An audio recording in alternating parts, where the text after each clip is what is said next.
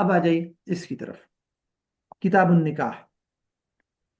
پہلے تو اس کو مختصر سا تعارف دیکھتے ہیں، پھر اس کے بعد باقی چیزیں دیکھیں گے. نکاح کا جو لفظ ہے اس کے حروف اصلی نون کاف ہا ہے، ٹھیک ہے. اور نکاح لغت میں، اصل لغت میں اس کے معنی آتا ہے ضم، زواد بیم، ضم ملا دینا، ٹھیک ہے، حقیقی معنی میں. اور وطی اور جماع کے معنی میں بھی یہ حقیقت ہے، نکاح جمع، نکاح وطا، یا یہ وطی کے معنی میں بھی یہ حقیقت ہی ہے، ٹھیک ہے. اس کے حقیقی معنی گویا کہ دو ہے، اصل دو، ایک ضم اور ایک جمع کرنا. اور عقد نکاح کے لیے نکاح کا استعمال یہ مجازن ہے، عقد نکاح کے لیے نکاح کے لفظ کا استعمال یہ مجازن ہے. یہ تو اس کی لغوی وہ ہے. اصطلاحی تعریف یہاں مصنف نے کی ہے سب سے پہلی لائن میں، عقد یرد علی ملک المتعۃ قصدا، وہ عقد جو وارد ہوتا ہے ملک متع پر قصدا، ٹھیک ہے. تو عقد بول دیا تو اس کا مطلب یہ ہے کہ ایک معاملہ ہے، ایک قسم کا، اور ایجاب و قبول سے منعقد ہوتا ہے، تو اس لیے اس کا نام، اس کو عقد کا لفظ اس کے لیے بول دیا. اور اس میں ہے یرد علی ملک المتع، تو ملک متع بول دیا، دیگر تین چیز، ساری چیزیں اس سے مستثنا ہو گئی جو ملک متع کے علاوہ باقی اشیاء پر ہوتی ہے، او بیوع ہو، ہبہ ہو، ان میں کوئی بھی چیز، وہ سارے کی ساری اس سے خارج ہو جائے گی. اور قصدن کیوں بول دیا؟ کیونکہ اگر ایک آندھی باندی خریدتا ہے تو وہاں اصلاً قصدن ملک رقبہ ہوتا ہے اور ملک متع ضمناً ہوتا ہے، تو اس کو نکال دیا، جو ہے کہ باندی ہے اس کا حکم یہاں سے نکال دیا. جو یعنی بذریعہ ملکیت جو آدمی اپنی باندی کے ساتھ جمع کرتا ہے وہ نکاح نہیں ہوتا، کیونکہ وہاں عقد یرد علی ملک المتع قصدا نہیں ہوتا، عقد یرد علی ملک الرقبہ قصدا اور علی ملک متع طبعا ہوتا ہے، ٹھیک ہے. تو وہاں اس کے تابع ہو کر پھر وہ کیا جاتا ہے. بہرحال یہ اس کی اصطلاحی تعریف ہے. اچھا، اور اس کا ایک بنیادی طور پہ ایک اس کی صفت، اور صفت کیا ہے اس کی، یعنی وصف شرعی، یا صفت آپ کہہ دیں یا وصف شرعی، ٹھیک ہے. حنفیہ کے ہاں اس کے وصف شرعی کے اندر تین صورتیں ہیں. پہلی کہ عام احوال میں یہ سنت مؤکدہ ہے، عام حالات میں جب انسان کو مہر پر بھی قدرت ہو، نان و نفقہ پر بھی قدرت ہو، اور وطی اور جماع پر بھی قدرت ہو، یعنی حقوق پورے کر سکتا ہوں زوجہ کا، اور عام احوال ہو، تو یہ سنتی مؤکدہ ہے حنفیہ کے ہاں. دوسری سچویشن یہ ہے کہ توقان اور شدت اشتیاق کے وقت یہ واجب ہے، یعنی ایک آدمی ایسی سچویشن میں ہے جس کو توقان بولتے ہیں، کہ اس کو جماع کا اور عورتوں کا حد سے زیادہ اشتیاق ہے اور شدت میں ہے، تو اس کے لیے نکاح واجب ہے حنفیہ کے ہاں، ٹھیک ہے. وجہ علماء نے یہ لکھی ہے کہ بھائی آگے ہم کچھ قاعدے پڑھیں گے کہ زنا سے بچنا واجب ہے، اور زنا سے بچنا اس صورتحال میں صرف نکاح سے ہی ممکن ہے. تو ما لا يتوصل الى الوجوب الا به يكون واجبا، آگے جا کے پڑھیں گے. یا ما يوصل به الى الوجوب واجب فهو واجب، اس طرح کر کے. بہرحال، اور تیسری قسم ہے مکروہ، یا تیسری صورتحال. مکروہ یہ ہے کہ ایک آدمی کو اپنے اوپر خوف ہو کہ میں حقوق پورے نہیں کر پاؤں گا، یا بیوی پر ظلم کر دوں گا، یا نکاح کی وجہ سے میرے فرائض میں خلل آئے گا، تو اس طرح کے اگر وہ خوف ہو اس کو، تو ایسی سچویشن میں نکاح کرنا یہ مکروہ ہے. تو یہ ہے اس کا وصف شرعی یا اس کی صفت.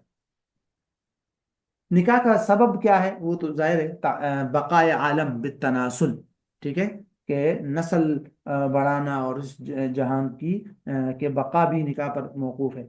اور نکاح کی بنیادی شرائط دو قسم کی ہے، ٹھیک ہے.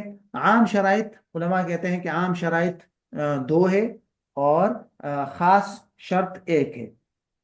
عام شرائط دو، ان میں سے ایک شرط ہے کہ محل قابل نکاح ہو. محل قابل نکاح ہو کا مطلب کیا؟ ایسی عورت ہو جس سے نکاح کرنے کو شریعت نے اجازت دی ہو، جیسے بہن نہ ہو، یا اس طرح. اور دوسری عام شرط ہے اہلیت. اہلیت کا مطلب یہ ہے کہ نکاح کرنے والا خود یا اس کا ولی وہ عاقل بالغ ہو. اگر خود بالغ نہیں ہے تو اس کا ولی عاقل بالغ ہو، اگر خود بالغ ہے تو ٹھیک ہے.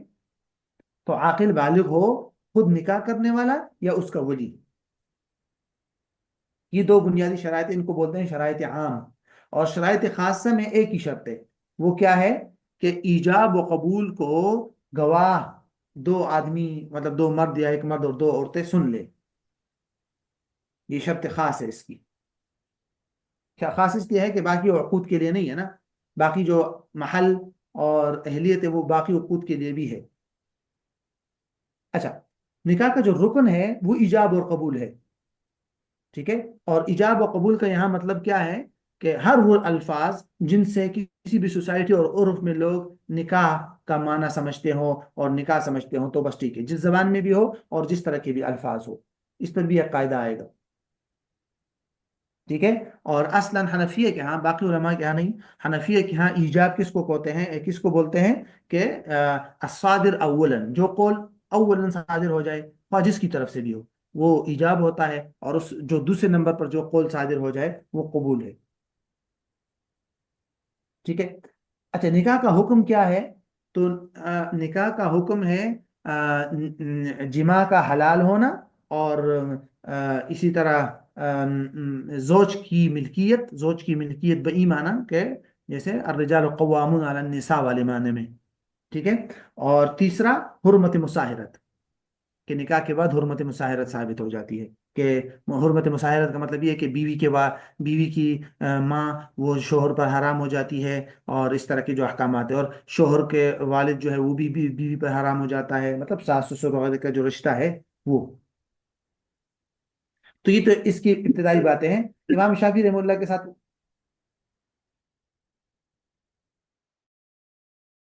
کٹ رہی ہے. جی آپ کی آواز کٹ گئی تھی، او، امام شافعی بول رہے تھے آپ. ہاں. تو امام شافعی رحمۃ اللہ کے ساتھ جو مشہور اختلاف ہے وہ آپ کو معلوم ہوگا کہ امام شافعی فرماتے ہیں کہ بھائی نکاح کے لیے، سوری، نفل کے لیے خود کو یعنی حنفیہ کیا النکاح افضل من التخلی للنفل، نفل کے لیے خود کو فارغ کر دینا اور نکاح نہ کرنا کہ نفلی کام کروں گا، یہ اس سے بہتر ہے کہ نکاح کرے، کیونکہ نکاح سنت ہے اور نفل نفل ہے، سنت نفل سے مقدم ہے. اور اسی طرح اس پر آپ صلی اللہ علیہ وسلم نے مواظبت بھی اختیار کی ہے، اس سے انسان بہت سارے فواحش سے بھی رک جاتا ہے. بہرحال، اور امام شافعی کا وہی مشہور اوپینین ہے کہ نہیں، التخلی للنفس افضل من النکاح. وہ کہتے ہیں نکاح محض ایک معاملہ ہے، ایک عقد ہے، تو اس لیے. تو بہرحال یہ تو اس کی ابتدائی بات تھی. ایک سیکنڈ. اوہ.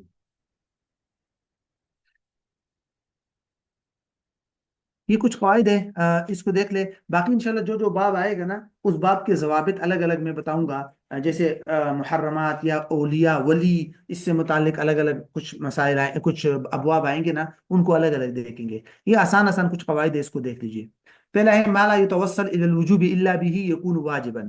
یہ حنفیہ کے ہاں قاعدہ ہے، ضابطہ ہے کہ ہر وہ چیز کہ صرف اسی چیز سے واجب کی طرف جانا اور واجب پر ادائیگی ممکن ہو تو پھر وہ چیز بھی واجب ہو جاتی ہے، یعنی مقدمات واجب واجب ہوتے ہیں. ہاں، امام اشرف علی تھانوی رحمہ اللہ کے مواعظ میں آپ یہ قاعدہ ضرور دیکھیں گے کہ مقدمات الواجب واجبۃ. اب مقدمات الواجب کا مطلب ہوتا ہے جس چیز سے انسان واجب تک پہنچ سکتا ہو. تو ایسے یہاں پر بھی ہے کہ زنا سے بچنا توقان والی سچویشن میں شدت احتیاج والی سچویشن میں زنا سے بچنا نکاح سے ہی ممکن ہے، تو اس لیے نکاح واجب ہو جائے گا اس سچویشن میں.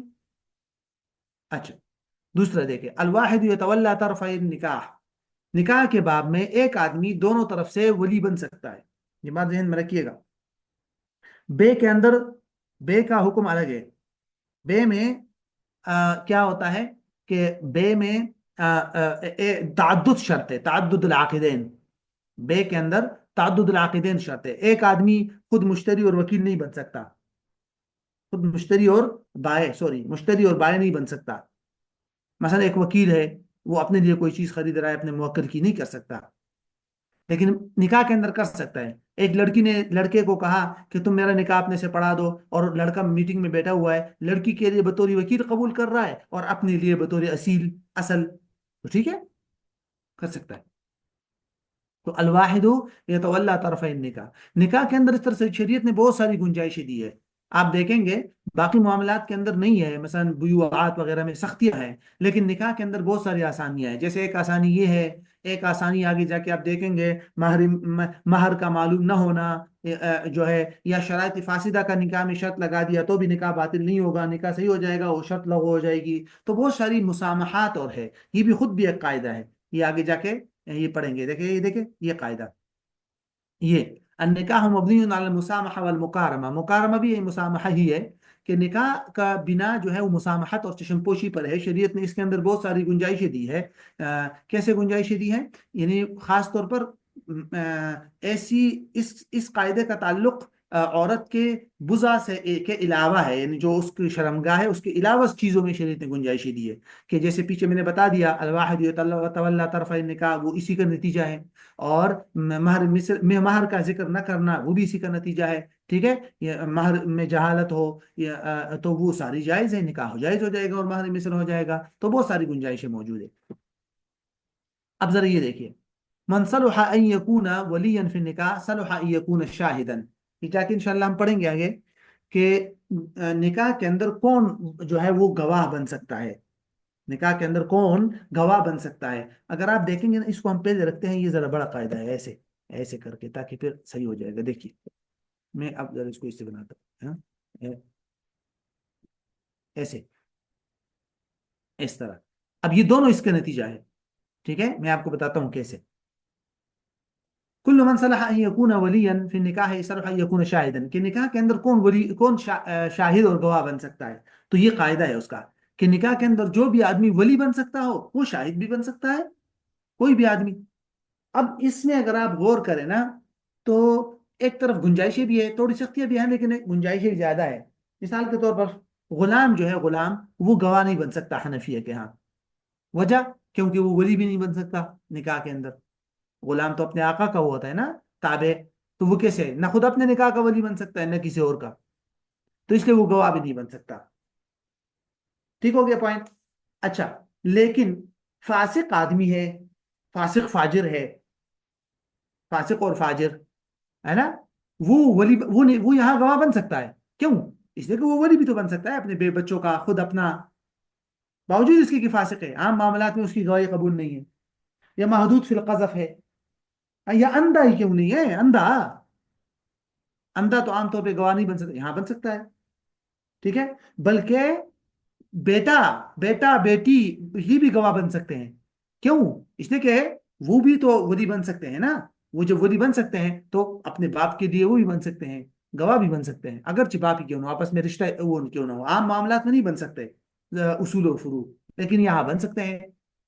تو یہ پوائنٹ ہے، اور یہ ساری گنجائشیں شریعت نے اسی بنیاد پر دی ہے. یہ دیکھیں النکاح مبنی علی المسامحہ، تو یہ دونوں ضوابط گوئے کہ آپ یوں سمجھے اسی کے رزلٹ ہے. اچھا یہاں آ جائیے کہ لا يصح اضافت النکاح الى الزمان ولا يجوز تعلیقه، یہ بھی ذہن میں رکھیے گا کہ نکاح کو کسی مستقبل کے کسی وقت کی طرف نہ مضاف کرنا جائز ہے اور نہ نکاح کی تعلیق جائز ہے. ٹھیک ہے، یعنی نہ اس کو کسی مستقبل کے زمانے کی طرف مضاف کر دینا. اس کی مثال یہ ہے کہ مثال کے طور پر کہ زوجتک غدن، کہ میں نے تمہارے ساتھ کل نکاح کر لیا. ٹھیک ہے، یہ علماء نے لکھا ہے کہ ایک قسم کا قمار ہے. اور تعلیق بھی جائز نہیں ہے، مثلا ان دخلت الدار زوجتک، ٹھیک ہے، کہ میں نے اگر تم فلاں جگہ داخل ہو گئی گھر میں تو میں نے تجھ سے نکاح کر لیا. تو اس صورت کے اندر صرف سے نکاح ہی صحیح نہیں ہوگا، علماء نے لکھا ہے. تعلیق کی صورت میں، تعلیق کی صورت میں اور اضافت النکاح الی المستقبل کی صورت میں صرف سے نکاح ہی درست نہیں ہوگا. اوکے، تو یہ والا پوائنٹ ذرا ذہن میں رکھیے گا. آگے جو شرائط کی بات آ رہی ہے وہ الگ ہے، وہ ذرا اس تھوڑا سا مختلف ہے. اس کا یہ مطلب والا یہ ہوگا کہ نکاح ہوا ہی نہیں. نہیں ہوا. یس، لا یصح کا مطلب یہ ہے کہ لا ینعقد، نکاح صرف سے منعقد ہی نہیں ہوگا اس صورتوں میں. ہوں، اوکے ہو گیا؟ ٹھیک ہے، ورنہ مقید بالشرائط والی بات الگ ہے. مقید بالشرائط کی بات الگ ہے، وہ تعلیق نہیں ہوتی، وہ تقیید کہلاتی ہے. میں یہاں لکھ لیتا ہوں، یہ جو قاعدہ ہے اس کا تعلق تقیید کے ساتھ ہے. ٹھیک ہے، تعلیق کے ساتھ نہیں ہے. وہ آگے آئے گا تاکہ آپ کے ذہن میں پھر فرق رہے کہ بھائی ادھر تو کہا تھا کہ شرط پر معلق کر دیا کہ ان دخلت الدار فتزوجتک، تو وہ تو درست نہیں ہے. پھر یہاں تو کہہ رہے ہیں کہ نہیں نکاح صحیح ہو جائے گا، نکاح شروطی فاصلے سے فاسد نہیں ہوتا ہے. تو ایسے کیسا؟ تو میں آپ کو بتاؤں گا وہ الگ چیز ہے. اچھا، تو تقیید اور تعلیق میں فرق ہے. ٹھیک ہے، الاصل فی الابضاع التحریم، یہ دونوں ایک ہی قاعدے ہیں، مطلب آپ کہہ سکتے ہیں کہ مختلف الفاظ ہیں بس. ایک الاصل فی الابضاع التحریم، یا یحتاط فی النکاح ما لا یحتاط فی غیرہ، کہ ابضاع اور بضع کے اندر شریعت نے اصل حرام رکھا ہے. حالانکہ شریعت کے اندر اصل قاعدہ عام طور پہ اکثر چیزوں میں کیا ہے؟ الاصل فی الاشیاء الاباحہ. لیکن بضع کے اندر شریعت نے کیا رکھا ہے؟ اصل حرمت. اسی طرح نکاح کے اندر شریعت نے ایسے احتیاطات رکھی ہیں جو غیر میں نہیں ہے. یہ احتیاطات عموماً ان کا تعلق بھی بضع کے ساتھ ہے، ورنہ تو پیچھے تو کوئی احتیاط نہیں ہے. یہ دیکھیے یہاں کون سا احتیاط ہے؟ ایک ہی آدمی دونوں بن سکتا ہے. یہ دیکھیے اس میں بھی احتیاط نہیں ہے کہ کیسے کیسے لوگوں کو گواہ بننے کی اجازت دی ہے. لیکن یہ احتیاط کا مطلب یہ ہے کہ جہاں پر مسئلہ کا تعلق بضع کے ساتھ ہو، وہاں شریعت نے حفظ نسل کی خاطر بہت زیادہ احتیاط اور سختی کی ہے. مثال کے طور بہت ساری مثالیں آئے گی آگے انشاءاللہ. مثال کے طور پر ایک آدمی نے دو بہنوں کے ساتھ نکاح کر لیا. اب ایک کے بعد دو کیے، پہلے ایک کے ساتھ کیا پھر دوسرے کے ساتھ. اب پہلا والا نکاح درست ہے، دوسرا والا درست نہیں ہے، لیکن اس کو یہ نہیں معلوم کہ میں نے پہلے کس بہن کے ساتھ نکاح کیا تھا. دو بہنیں ہیں نا، ٹھیک ہے، تو اس میں علماء نے یہ لکھا ہے نا کہ پہلے اگر ایک کے ساتھ کرے گا تو وہ نکاح درست، اور پھر اس کی بہن کے ساتھ جب کیا تو وہ دوسرا نکاح درست نہیں. لیکن اس کو معلوم ہی نہیں ہے کہ ان میں سے پہلے والی کون تھی. تو علماء نے لکھا ہے کہ یہ آدمی ان میں سے کسی ایک کے ساتھ بھی وطی نہیں کر سکتا. کیوں؟ یحتاط فی النکاح ما لا یحتاط فی غیرہ، یا الاصل فی الابضاع التحریم، جب تک یقین نہ ہو جائے نو حرام ہے. یا اب ابزار جی کا کیا ترجمہ بزع، شرمگاہ عورت کی ہے؟ ہے، بڑا مشہور نام ہے، آپ یہ نہیں جانتے. نہیں۔ تو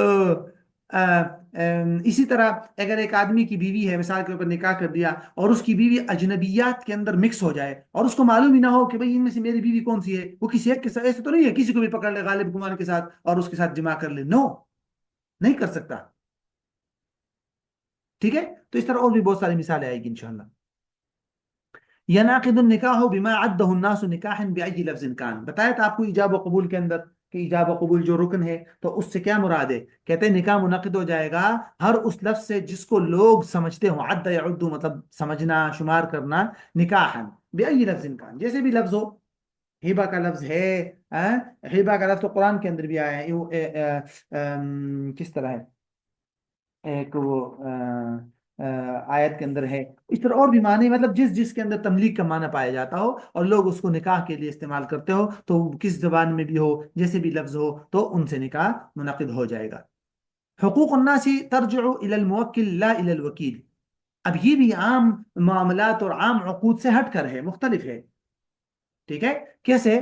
کہ عام طور پہ جب کوئی معاملہ کوئی کرتا ہے، وکیل کرتا ہے اپنے موکل کے لیے، تو اس عقد کے سارے حقوق وکیل کی طرف راجع ہوتے ہیں، موکل کی طرف راجع نہیں ہوتے. عقد کے حقوق، عقد کے رائٹس. لیکن نکاح کے اندر اس کا الٹ ہے. نکاح کے اندر عقد کے سارے رائٹس اور سارے حقوق موکل کی طرف راجع ہوتے ہیں. موکل کیسے؟ فار ایگزامپل، میں نے کسی کو وکیل بنا دیا کہ میرا موبائل بیچ دو، اور اس نے وہ میرا موبائل بیچ دیا ادھار. تو اس عقد کے جو حقوق ہے وہ اس وکیل کی طرف راجع ہوں گے، میری طرف نہیں. کیسے؟ کہ وہ جو موبائل کا خریدار ہے وہ مجھ سے آ کر موبائل کا مطالبہ نہیں کر سکتا، وہ میرے وکیل سے کرے گا. اسی طرح اس خریدار سے میں جا کر اپنی رقم کا یا قیمت کا مطالبہ نہیں کر سکتا. کون کرے گا؟ وکیل کرے گا. یہ سارے کام مبی سپرد کرنا، قیمت لینا، یہ سارا کام وکیل کا ہے، موکل کا نہیں ہے، بیوعات میں اور دیگر معاملات میں. لیکن نکاح کے اندر ایسا نہیں ہے. نکاح کے اندر سارے حقوق وہ موکل کی طرف راجع ہو جاتے ہیں. مثال کے طور پر اگر میرا نکاح کسی نے میرا وکیل بن کر نکاح کر دیا، ٹھیک ہے، تو اس کے بعد جو اس نکاح کے حقوق ہے سارے میری طرف راجع ہوں گے، وکیل کی طرف نہیں. مثلا مہر ادا کرنا بیوی مجھ سے مطالبہ کرے گی، اس سے نہیں کرے گی، وکیل سے. اسی طرح نان نفقہ کا مطالبہ ہے، وہ بھی وکیل سے مطالبہ نہیں ہوگا، وکیل نے تو نکاح کر کے نکل گیا، ختم. تو یہ ہے پوائنٹ. باقی معاملات میں اور نکاح کے اندر بھی یہ بھی فرق ہے کہ حقوق النکاح ترجع الى الموکل لا الى الوکیل، اور جو باقی معاملات میں ہے وہاں ہے ترجع الى الوکیل. یہ وہ قاعدہ ہے، اس کا ذرا تعلیق کے ساتھ فرق ہے. اور ایک ہی قاعدہ ہے، مختلف الفاظ کے اندر بیان کیا گیا ہے کہ کل شرط ینافی مقتضى النکاح فهو باطل. ہر ایسی شرط جو نکاح کے مقتضیات اور تقاضوں کے خلاف ہو، وہ شرط باطل ہے. شرط کا کہا کہ وہ شرط باطل ہے، یہ نہیں کہا کہ نکاح باطل ہے. یصح النکاح والشرط باطل. اسی طرح فقہائے حنفی کی کتابوں میں آپ کو یہ الفاظ ملیں گے کہ النکاح لا يفسد بالشروط الفاسدہ، نکاح کے اندر شروط فاسدہ لگانے سے نکاح فائدہ ہو آواز جائے گا۔ آواز کٹ گئی، النکاح لا یفسد شو. النکاح، النکاح لا يفسد، النکاح لا يفسد بالشروط الفاسدہ، کہ حنفیہ کے ہاں نکاح شروط فاسدہ سے فاسد نہیں ہوگا، بلکہ نکاح صحیح ہو جائے گا اور شرط لغو ہو جائے گی۔ ٹھیک ہے، شرط لغو ہو جائے گی، نکاح صحیح ہو جائے گا۔ اس کی مثال میں آپ کو دیتا ہوں، دیکھیں تعلیق میں اور اس میں فرق ہے۔ تعلیق کا مطلب ہوتا ہے کہ نکاح کو باقاعدہ معلق کر دینا کسی شرط پر، کہ اگر تم فلاں گھر میں داخل ہو گئی تو میں نے تجھ سے نکاح کیا، وہ تو صرف صحیح نہیں ہے۔ یہاں یہ ہے کہ نکاح صحیح ہوا، نکاح کو، نکاح کے وجود کو کسی شرط پر معلق نہیں کیا، نکاح کو کمپلیٹلی کر لیا، ہاں اس میں ایک اضافی کنڈیشن رکھتی۔ مثال کے طور پر شوہر نے نکاح کرتے ہوئے شرط رکھ دی کہ ان لا يكون المہر للزوجہ، نکاح الزوج مع الزوجہ على ان لا يكون المہر للزوجہ۔ اب یہ دیکھیں نا، یہ نکاح کی مقتضیات کے خلاف ہے، اور نکاح کو معلق نہیں کیا کسی چیز پہ، نکاح تو ہو گیا، ہاں ایک اضافی کنڈیشن رکھی ہے، وہ کیا کہ بیوی مہر کا مطالبہ نہیں کرے گی۔ اب یہ غلط ہے، یہ شرط، شرط لغو اور نکاح صحیح۔ یا مثال کے طور پر بیوی شرط لگاتی ہے کہ ٹھیک ہے میں نکاح کرتی ہوں اور ایجاب و قبول کر لیا، لیکن یہ میری شرط یہ ہے کہ تم میرے سے جماع نہیں کرو گے، میں اپنے آپ تمہیں تمہارے حوالے نہیں کروں گی۔ وہ کہتا ہے ٹھیک ہے، شوہر کو معلوم تھی، یہ قاعدہ معلوم تھا، اس نے کہا چلو دیکھیں گے، ٹھیک ہے نکاح کر لیا، نکاح صحیح ہو گیا۔ اب اس کے بعد وہ شرط لغو ہے۔ اب وہ اگر کہے گی کہ نہیں نہیں، تو نہیں نہیں سے کچھ نہیں بنے گا، نکاح ہو گیا۔ پوائنٹ سمجھ آیا؟ تو تقیید اور تعلیق میں یہ فرق ہوتا ہے کہ تعلیق کے اندر اصل چیز کا وجود ہی موقوف ہوتا ہے، اصل کانٹریکٹ کا وجود ہی کسی شرط پر موقوف ہوتا ہے تعلیق میں، اور تقیید میں ایسا نہیں ہوتا۔ یہ معاملات میں ہم پڑھیں گے انشاءاللہ، تقیید میں ایسا نہیں ہوتا۔ تقیید میں کیا ہے کہ تقیید میں اصل عقد کسی شرط پر موقوف نہیں ہوتا، وہ ہو جاتا ہے، ہاں اس میں ایک اضافی کنڈیشن رکھتی جاتی ہے۔ یہ بیوات کے اندر بھی ہوتا ہے کہ بے کو معلق کرنا تو مطلقاً جائز نہیں ہے، لیکن بے کے اندر کچھ شرائط لگائی جا سکتی ہے، جیسے شرط متعارف ہو، یا شرط ملائم ہو، تو اس کی وہ شرط لگائی جا سکتی ہے، وہ انشاءاللہ اس کی ڈیٹیل آئے گی وہاں، بس یہاں صرف آپ اتنا سے سمجھ لیں۔ ٹھیک ہو گیا؟ بس یہاں تک کافی ہے، باقی ہر باب جو آئے گا اس باب کو الگ الگ کر کے اس میں کچھ کچھ ضابطے آئیں گے تو وہ اس میں دیکھ لیں گے، اور کتاب میں انشاءاللہ پھر کتاب النکاح کو کل شروع کریں گے انشاءاللہ۔ انشاءاللہ ٹھیک ہے، انشاءاللہ، جزاک اللہ خیر. ٹھیک ہے انشاءاللہ، شکریہ، پھر انشاءاللہ کریں گے۔ السلام علیکم۔